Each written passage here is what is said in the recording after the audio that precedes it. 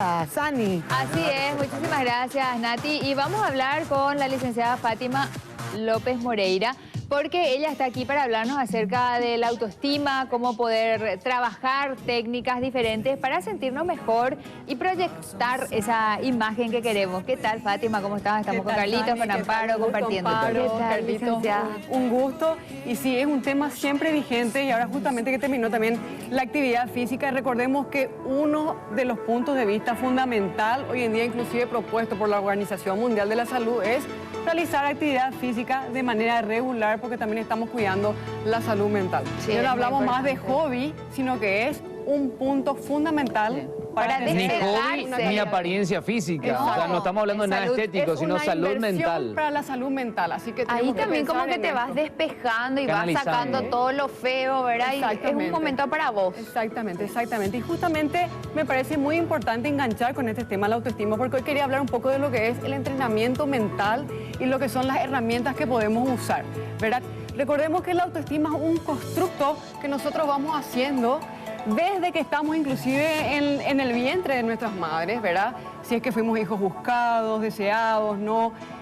El ambiente que nos rodeó en la infancia, en la adolescencia, de grandes, todas las situaciones de alguna manera nos fueron enmarcando también cómo nosotros los fuimos procesando. Los factores sociales Exacto, también. los factores sociales, una cantidad de cuestiones, pero lo importante de esto es entender que no es un constructo rígido, sino que se va movilizando a medida que nosotros Variable. vamos creciendo y también somos más conscientes de nosotros mismos. Es decir, nosotros podemos ir conociéndonos más e ir descubriendo nuestras fortalezas y también nuestras zonas oscuras. Entonces, descubriendo nuestras zonas oscuras, nosotros podemos trabajarlas y tener una calidad de vida mejor y, por supuesto, que mantener y reforzar aquellas zonas que también son positivas. Licenciada, ¿verdad? ¿las zonas oscuras se pueden cambiar, es sacar o es aprender a vivir con ellas?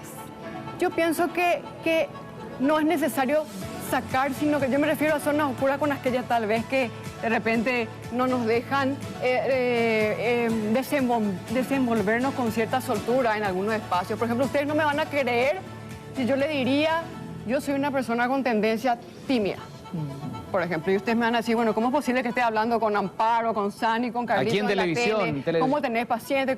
Bueno, fue una característica tal vez que yo tengo de chica. Yo me fui dando cuenta que yo tenía que desarrollar alguna, pero eso solamente pudo venir después de un autoconocimiento, de entender, bueno, esta es una característica mía, no necesariamente una limitación, yo la tengo que trabajar. O sea, lo importante primeramente es conocerse uno a sí mismo, Sí. entender un poquito cuáles son mis defectos, cuáles son mis virtudes y en base a eso potenciar o trabajar Exacto. más en ellas. No va a haber autoestima, amor propio, si no hay eso que vos dijiste, Carlos, que es el amor propio, la autovaloración que viene del autoconocimiento. Es imposible que nosotros sepamos acerca de nosotros si no hacemos ese recorrido interno y podemos ir pasando las placas para así ver un poco más, entender Motivadores, sobre este tema. por ejemplo. Los motivadores, y esto es muy interesante. ¿Y por qué puse esto? Porque hay dos motivadores que vamos teniendo desde chiquitos y a lo largo de la vida. Ahí puse ya un poco más generales para que la gente entienda. Pero hay dos motivadores. Hay un motivador externo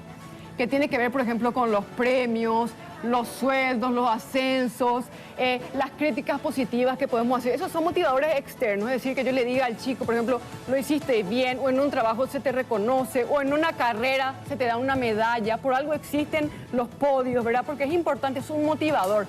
Pero son externos. ¿Qué quieren decir eso? Primero, que vienen de afuera y no son sustentables a largo plazo. ¿Qué quiere decir eso?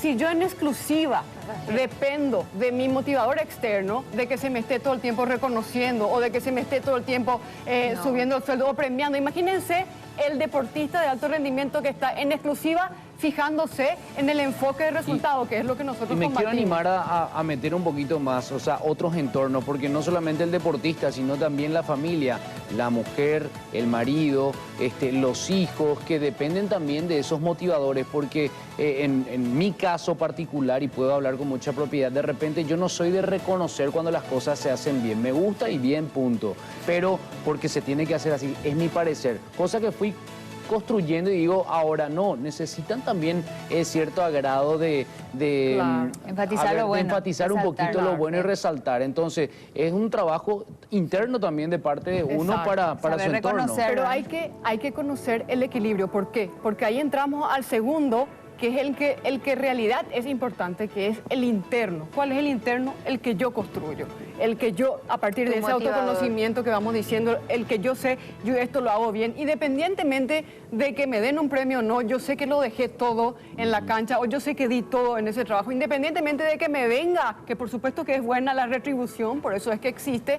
Entonces, es importante entender que lo que tiene que ser fundamental es el motivador interno. El externo es bueno, es positivo, empuja, pero el que sustenta el subsuelo, el Si yo no sustrato- trabajo eso, puedo Exacto. ir a esto que es el siguiente punto, el destructor de El autoestima. destructor de la autoestima. ¿Cómo se destruye la autoestima? Y acá ustedes se van a quedar realmente sorprendidos cuando yo le diga, hay algo que se llama la voz crítica, que es muy buena porque uno tiene que tener la voz crítica. Estamos hablando de autoconocimiento, de La voz empezar a interna, escucharnos. Pero Sí, ¿qué tan...? exacto. ¿Verdad? Porque a veces no podemos qué ir tan y no exigente está tiene que ser? destruyendo. Cuando Sí. la voz crítica se convierte en algo, y Tu escuchen enemigo. bien, la voz crítica patológica. ¿Qué es eso? Esa licuadora. Cuando el paciente viene y te dice, Fátima, tengo una licuadora en la cabeza, pensamiento destructivo, catastrófico, esto no me va a salir, estoy a punto de lograrlo, es un gran proyecto, no, otra vez viene el auto boicot, no, sabes que no me animo porque creo que no va a funcionar, porque creo que no tengo el valor suficiente, retrocede y esto se retroalimenta. Entonces, la voz crítica es buena, en equilibrio. ¿Por qué? Porque te da ese pensamiento objetivo, te da ese equilibrio, pero en exceso se convierte patológico. ¿Y cómo ustedes van a saber si tienen una voz crítica patológica? Haciendo esta auditoría interior y escuchándose un poco, y se van a dar cuenta de qué malos son con ustedes mismos. ¿Por qué? Porque impera esa voz crítica patológica, esa negativa. No, cuidado, ¿Y seguro cómo que la no lo vas a hacemos lograr. callar?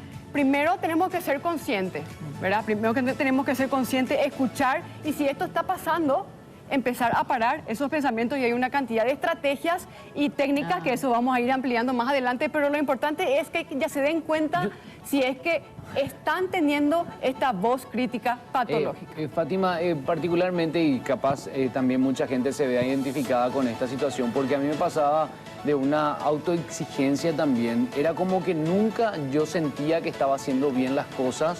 Sí. Entonces nunca me era fui suficiente. desprendiendo, claro, que nunca era suficiente. Y era un estrés que yo cargaba a mi vida diaria. Entonces empecé a soltar eso también de a poco, paulatinamente, porque ya no me generaba nada positivo. Está muy bueno lo que estás diciendo, Carlos, porque engancha con los deberías patológicos. Hay mandatos sociales, hay mandatos familiares, hay mandatos que nosotros mismos nos imponemos y son Sin estos que haga deberías. falta. Sin que haga falta. Van porque esta voz crítica, por eso es que es muy peligrosa, esta voz crítica va dejando huella a nivel inconsciente, sin que, como estamos tan desconectados de nosotros mismos, la gente hasta que se percata de eso, no se da cuenta y dice, pucha, que de verdad que tengo una voz crítica patológica terrible, tengo que empezar a parar, tengo que buscar un equilibrio. puede ¿Cómo enfermar. hacemos? Porque hay que buscar un equilibrio y también poniendo en contra lo que decía Carlito. Bueno, yo empecé a soltar y dejé de exigirme tanto, pero en que tenés que valorarte, ¿verdad? Bueno, yo soy bueno y yo puedo y yo esto. Pero después cuando te crees la película, no le digo en mal sentido, a muchas personas puede caerle mal que vos tengas cierta seguridad de lo que vos sos o lo que haces. Pero ¿y qué a te veces importa cae el mal. resto? No, Claro. pero ¿cuál es el límite entre Ahí tener hay un autoestima equilibrio. y ser Ahí- una persona soberbia, Claro. insoportable? No, y Y eso ahí significa volvemos, y llegar al equilibrio que habla Fátima. Y ahí buscar volvemos el también a equilibrio. lo primero, que hablábamos del motivador externo y el motivador interno. El externo también es el otro. Pero- Si yo estoy pendiente todo el tiempo del otro y cómo impacto en el otro y que esto, lo otro, y yo dejo de ser por el otro, ahí no hay un equilibrio. No. Entonces Fátima. yo tengo que buscar ese equilibrio y tengo que priorizarme. Ahí, A ver, Nati, Natalia, opina. Yo tengo- experta en... No, tengo una consulta y justamente va a eso. Cuando uno no tiene estima por uno propio, ¿verdad? Porque cuando uno se siente que está apabullado, triste, siente que no es suficiente lo que hace, no encuentra su amor propio, sus valores, no se da cuenta de las cosas lindas que tiene. ¿Qué es lo primero que debe hacer? Porque muchas personas se estarán sintiendo así ahora mismo, que nos estarán mirando, y de repente no saben cómo actuar. De repente uno dice, bueno, por ahí no tengo cómo acceder a una psicóloga, un psicólogo que me ayude, pero ¿qué es lo primero que vos recomendarías a uno que haga? Meditar un poco, respirar, analizar que tiene personas conocidas, hablar con algún familiar que le quiere, que le cuente cómo se siente, que llore, no solo, sino acompañado. Exacto. Yo siempre, Nati, lo que hago cuando me encuentro frente a estas situaciones, si ustedes me preguntan cuál es el motivo de consulta más fuerte, es Sí. la falta de estima. Y la falta de estima impacta en todos los espacios de la persona, en el Todo lo espacio que de hacemos, pareja, claro. en el trabajo, o sea, es inexorable. Entonces, yo cuando la persona es incapaz de ver esto, está como en ese torbellino de voz crítica y pensamientos negativos, yo le digo una cosa, recordá alguna situación o algún evento, y le digo a todos los televidentes que se sienten identificados, que lo hagan ahora, recordá, y si te cuesta esperar un rato, porque tal vez estás tan metido con tu parte negativa que no sos capaz de verlo, pero recordá en algún momento a lo largo de tu vida una situación que lo lograste, un objetivo que lo lograste. Míralo, observalo. Que eso sea tu sentirlo disparador, ¿no? Y investigalo.